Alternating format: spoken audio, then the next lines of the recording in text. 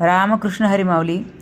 पहाटे पहाटेचे 5:30 झालेले आहेत आणि उन्हाळी वाळवण म्हणजेच तांदूळाचे पडीपापड हा उपक्रम माझा सुरू आहे शाळेत जाण्यापूर्वी. कारण आजपासून माझ्या विद्यार्थ्यांची, माझ्या मुलांची परीक्षा सुरू होणार आहे आणि तिकडनं आल्यानंतर खूप ऊन होतं, डोक्यावर ऊन घ्यावंसं वाटत नाही. म्हणून माझा सकाळी सकाळी हा उपक्रम चाललेला असतो. जेवढे काही वाळवणाचे पदार्थ आहेत ते मी शाळेत जाण्यापूर्वी, सकाळची शाळा लागलेल्या असतात, सकाळी शाळेत जाण्यापूर्वीच ते मी करून घेत असते आणि नंतर शाळेत जाते. बघा 5:30 झाले आहेत. त्यानंतर मी रात्री भिजू घातलेले तांदूळ जे होते 2 वाट्या, त्यात 7 वाटी पाणी, एका वाटीला प्रमाण घेऊन ते मिक्सरला बारीक लावून काढले आहेत आणि त्या पद्धतीने ते मी शिजवत आहे. ते जे आपलं प्रमाण असतं ते अगदी योग्य घेतल्यानंतर पळीपापड तुटतसुद्धा नाहीत.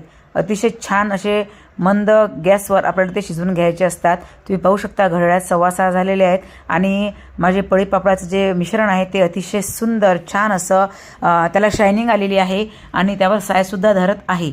अशा पद्धतीने याची टेस्टिंग असते. आणि हे झालं की नाही हे कसं बघायचं, तर एका वाटीमध्ये 1-2 थेंब या ड्रॉपचे या साहित्याचे टाकले की त्याचा गोळा झाला की समजायचं की हे प्रमाण व्यवस्थित झालं आहे, जेणेकरून आपले पापड तुटणार नाहीत.